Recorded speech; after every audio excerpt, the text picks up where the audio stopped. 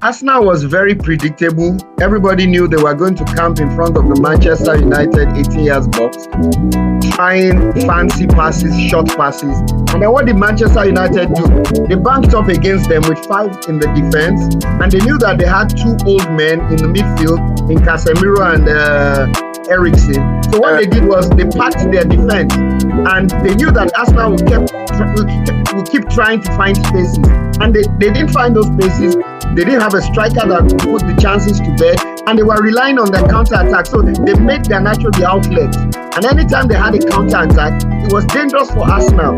If not for David Raya, Man United would have won that game quite cleanly. So the tactics was very straightforward. Man United knew that Arsenal would come out, with all their players. They were predictable. There was no penetration. So they were easy to play against.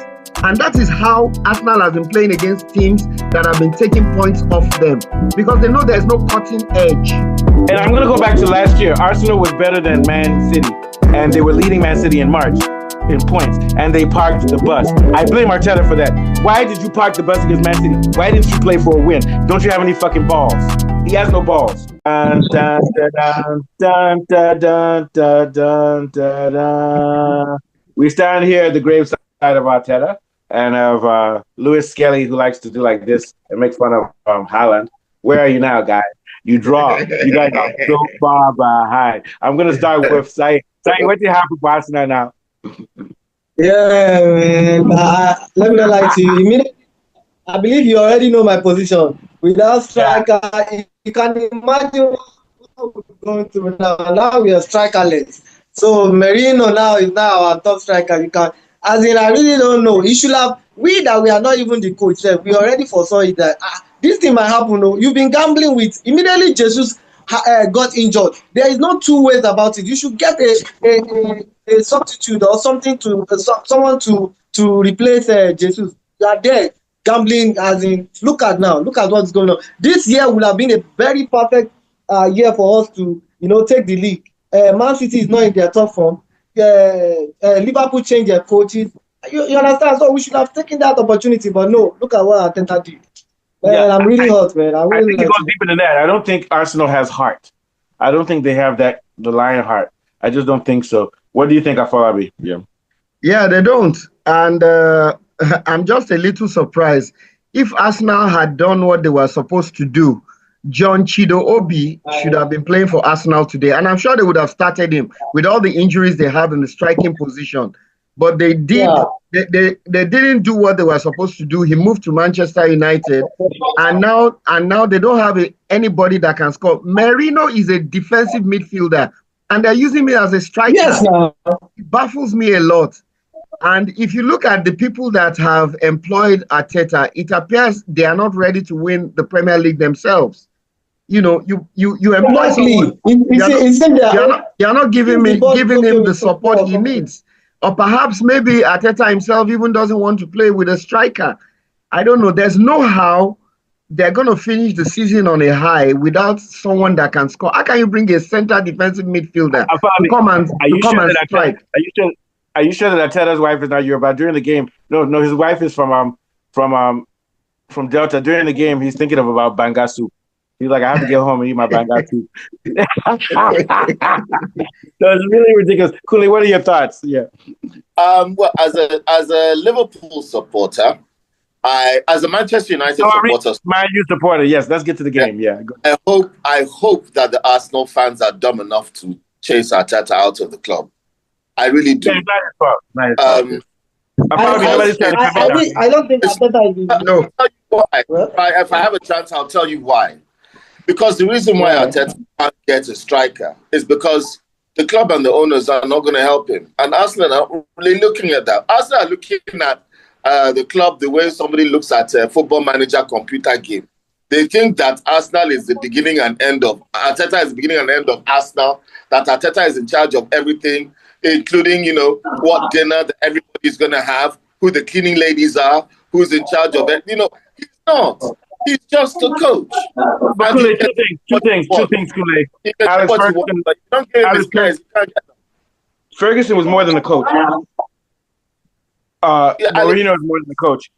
This guy is supposed to stand up. And also, I'm not disagreeing with you, but I get the feeling that Arteta's philosophy of football he doesn't think he needs a pure nine, a pure striker. I think his philosophy may be flawed. I may be wrong. Very quickly, what do you think, Afolabi? Then we'll go back to Kunle. Yeah, you're absolutely right, because after having been Guardiola's number 2 for so many years, and Guardiola did not actually play with a pure number 9 all the time where Arteta was the second. It appears he's an Arteta wannabe. He seems to look at Guardiola's purest kind of football. Okay, talking in the background. Whoever has talking in the background should put their phone on silence. No, I think somebody in their house is having an argument. Somebody is having an argument in somebody's house. If it's at your place, Afolabi, then you can keep talking. It's not my place. It's not my place. It's not my place. Is it you, Saeed? Yeah, please. Yeah, let me check. Just pause it. Because I'm at the back with you right now. Okay, so what I'm saying is that Arteta worked with Guardiola under a system that didn't really use a pure 9. And so I think he left that place with that kind of mentality. And when he left, he kept on buying Man City players, Zinchenko, Jesus, and stuff like that. So he had too many wide players, wingers. Yes, he felt he could pull it off. He could pull it off without a pure number 9. But I think now he's regretting it, and it's not going to help him if he doesn't get a striker. Well, I sort of actually disagree, because during the January transfer window, Arteta wanted a striker, and he expressed his disappointment at not getting one. How come he didn't get it in August and September? He got Calafiori. Why didn't he get Calafiori? He should have gotten one. Wouldn't sanction him getting any players. And when before Haaland, Manchester City had Aguero.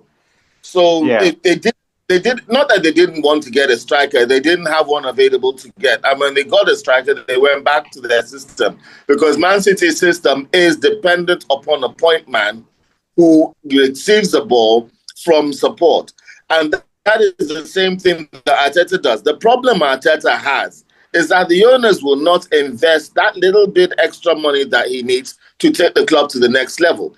Everybody knows he needed a striker. You cannot tell me that every man in the world knows he has a striker, except for the world-class coach who doesn't know he doesn't need a striker. I'm sorry. It's not that dumb. It's quite... I quite agree with you, Mr. Kunle. I believe he knows. He knows that. He can't say that he doesn't know. Yeah, Saeed, Manchester City sold Julian Alvarez to Atletico Madrid. That's a very good striker. Arsenal never took a sniff at him. Yeah. That would have been a very good striker for Arsenal. They allowed him to go to Atletico Madrid. Now they are left high and dry. Even the January, thank you. Some strikers were available now. Okay, so I think Rotala Williams is here, so I follow me. You can get off mute. We want to welcome the new and also the first lady, even though we don't support gender or anti-gender. But she's here, but she's also a Liverpool fan, so congratulations. Rotala, you're welcome. You're welcome. Is she here? Is she here? Is she there? Is she on mute? I think should have gone for Julian Alvarez instead of allowing him to go to Atletico when Man City was willing to sell. Yeah, but there's one thing I remember when Arteta first came to his team. He said he doesn't believe in any defined position, that each player, he believes in like a zonal type of game in which you stay in one part of the pitch and you're responsible for your area. I remember him saying that. I remember him saying it will take years. He's never had a classical philosophy in which you need a point man. Maybe he'll feel like he needs it now. What do you think, Kunle? I think that Arteta has done an amazing job with Arsenal, because Arsenal were a mess under Unai Emery. They haven't even won a cup in 5 years. Come on. But he's now managed to get rid of the player FC that was in the club. He's got the club on a good mental footing, and they're now challenging. They're second in the league. Arsenal will never. Look how many points they're blowing. Look how many points they're dropping. They were never in the runnings. They were just a joke before. They were. No, what do you mean, Kunle? Last year they were number 1 in March. They were the number 1 team with Arteta. I'm saying before Arteta, Arsenal have been a joke. Yeah, but who did they have before? Between Arsene Wenger and Arteta, Arsenal have been a joke. Everything else between them has been a my joke. philosophy. Arsene Wenger is resting on the laurels of saying, at least I'm better than the last coach. In this level, you have to be number 1, especially when you have the squad they have. You have to win. He has to win. They don't have a squad. Arsenal don't have a squad. Arsenal have a first 11, and that first 11 on his day can beat anybody. But they're lacking the striker and they lack squad depth, and that's because the owners are more interested in other things that do not involve winning. I think the owners look at winning titles as a second. They're like Tottenham. They're becoming like Tottenham. Tottenham, I said it before, they're the most profitable club in the league, but they don't win anything.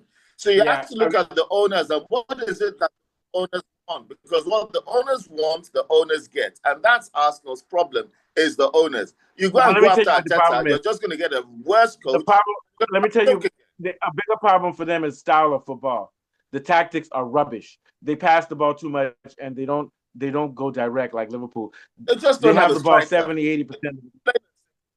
Yeah, but not only that, even if you don't have a striker, Liverpool doesn't have a pure striker either, but they're direct. Their style of football is not good. They need to change it. Especially with Diego Jota. They've got like 3 or 4 strikers. I think it's a case of misplaced priority. 2 seasons ago, they bought Declan Rice for £150 million. You could have used that to buy a decent striker. You don't need that for a defensive midfielder. Exactly. You know, sorry for cutting in there. Like, I said the same thing to one of my friends. Like, we bought Declan Rice for 150 million. What is wrong with Osimhen for 80 million euro? Or all these strikers? What do you think, Kule? You understand? They could have they needed Declan Rice because I'm sorry, Partey is not enough. They needed Declan Rice, Odegaard, and Partey, and they still need a couple more midfielders. They don't have a squad. They just have a first 11. Yeah. They need a squad. Yeah. And Declan Rice, I'm sorry, is one of the very, very best players, and it was not a mistake getting. 150 million is too much for a defensive midfielder. Declan Rice, yes, now on the 150 million that we bought Declan Rice, we could say. Are they not saying that we don't have any other money to buy another player worth 100 million euro of Arsenal caliber?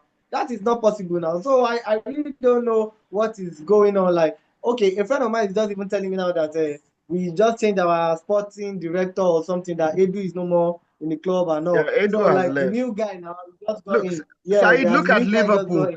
Look at Liverpool. Liverpool changed the whole of their midfield. They bought McAllister, they bought Szoboszlai, and they bought Endo. None of them cost £150 million. And Liverpool are better at doing business. And that's down to your sports director. That's not really down to your coach. These things are out of the power of the coach. The coach doesn't do the negotiating for players. He's not the one. The coach just says, I want this guy. I put the cones out. I want this guy on the team. As to whether you're going to pay 10 million or 100 million for the player, that's not the coach's fault. That's not the coach's job. The coach's job is to get the player. We give you a list of players you wanted. Yeah, but that's poor negotiating by the. I really don't understand what's going on. That's the sporting director's area. Paying 150 million for a player isn't the coach's fault. No matter we not having a striker, we are supposed to win Man U today. We are supposed to. Man U, everybody knows this season is a shitty club. At some point they say don't do. These guys, they're losing too much, man. You know what? They don't need to get rid of Arsenal. They don't need to get rid of Arteta. Arsenal was fortunate not to lose that game. They don't need to sack Arteta. Yes, of course. Look at that. Fernandes goal now. They nearly won. Man United nearly won the game now. Yes, now. And then they'll go and win. They'll go and beat 7-0, then come back and draw 1-1. These guys are silly. Arteta has had more victories against Manchester United than any other coach before him. He's been more successful.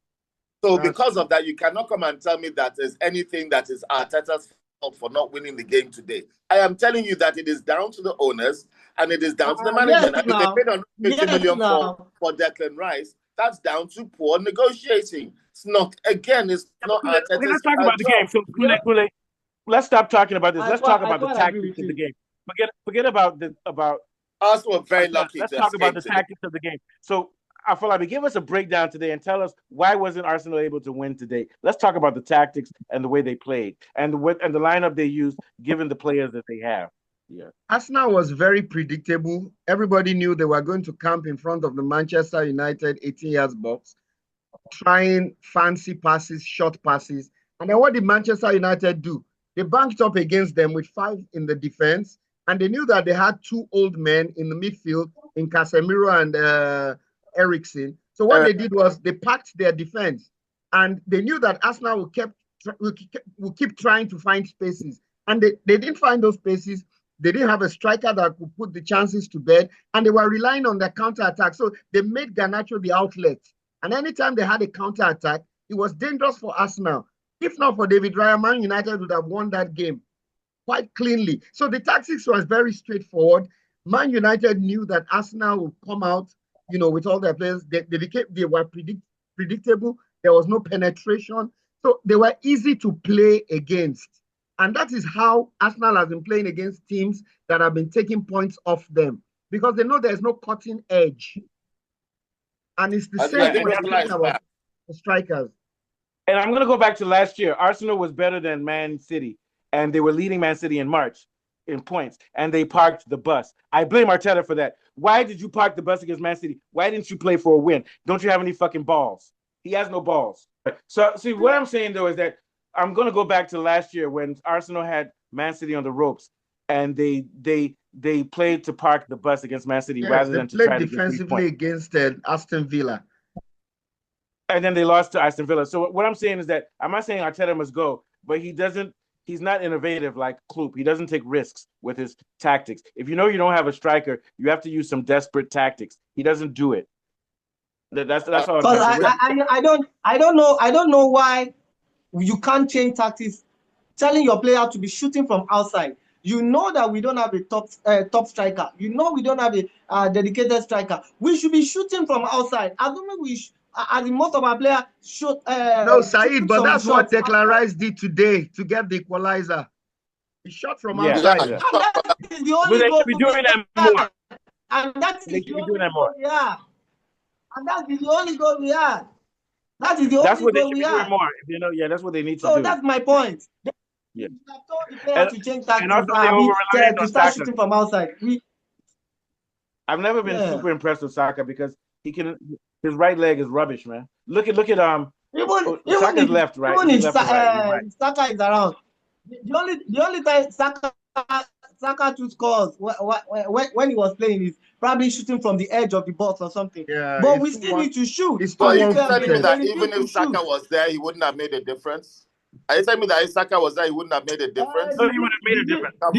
The difference won't be that much. No, Saeed would have made a difference. So he would have made a difference because Nwaneri was too predictable. All the Man U defenders were comfortable with him. They marked him out of the game. Nwaneri was too predictable. Did you see what Saka did to Malacia last season? Made him look like a fool. Uh-oh. You know what I think? Maybe because there's 5 of us, the sound is so bad all around. But let's see. Did Rotala change your phone? Yeah. Yeah, I changed the device. I don't know if you can hear me. Nice one. It sounds nice. Great. Go. So go ahead. Go ahead. Okay, nice one. Yeah, so let's see what Rotala has to say. Yeah. Okay, well, apart from saying that once Saka was out for the season, I was trying to say that Odegaard is not performing, Martinelli is not performing, and Nwaneri is a good player, but he's quite young. And I think they've got one young gentleman, Lewis Skelly. He seems to be up and doing. He seems to be coming along nicely. But basically, without Saka, Declan Rice was the one that actually pulled Arsenal out of it today. So for me, I think it's definitely worth it. But they need a striker. And I have to agree with Kunle. They need more than 11 men. Once one of those people are out, they're done. Yeah. So they don't have enough. They don't have enough depth, apparently. Yeah, and they have too many wingers, and then they brought players. Too many wingish players. Wingers like Calafiori. They don't have any direct players, and they don't have any workhorse in the midfield either. So they've got a lot of work that they need to do. Okay, what are your thoughts? And Sterling is not. Sterling's not performing either. He's gone now, right? No, so Sterling is still there. Yeah, he's still there. I'm mixing up Sterling with Sterling still there was on the. I'm mixing up Sterling with Rashford. Rashford left Man U, but Sterling's 30 years old and he's on his way down. I don't think that he can. He's not going to used to be. He's lost some pace. He's lost that danger that he had. Arsenal really do need to invest in about they don't just need a striker, they need a squad, because you're competing in more than one competition, so you're going to need a squad so you can rotate. And Arsenal, once they have a few injuries, they get into trouble because they don't have enough players. And again, I blame the owners and the management for that. They are not investing enough players for Arsenal to compete as they would like to. What Arteta has done for the club, no manager could have carried Arsenal this far as Arteta has done, because it wasn't just on the field, it was the dressing room that he changed as well. And as a Manchester United supporter, I'd love it if there's an Arteta out movement. I would love it, because that would be the stupidest thing that Arsenal could do to get rid of Arteta. But here's the thing, Kule, you should still be happy, because here's my prediction. In the next couple of 3 or 4 years, they'll be lucky if they even win a cup. They're not going to win anything. I would laugh so hard if they get rid of Arteta. But Kule, I think it's redundant. Here's what I think. I think we never have anything to worry about, because one thing about Arteta, he doesn't have the balls to stand up to the owners. Mourinho would never put up with this bullshit. Ferguson would never put up with this bullshit. I still continue to, blame the fact that they couldn't get a striker. The difference between Arsenal and Liverpool this season is a certain player called Mo Salah. Because if you look at Arsenal defensively, they are solid. You can hardly score against them. But I think the fact that they have been scoring from corner kicks and free kicks, they became very deluded, thinking that would paper over the cracks of what a proper striker would have done. I mean, the difference between them and Liverpool is Mo Salah. Look at Liverpool. Even the likes of Cody Gakpo, the likes of Jota, the likes of Nunes can't even get into the team, because Salah has been sublime throughout the season. And that's what makes the difference. I think Salah's the difference. Yeah. And we have to have a short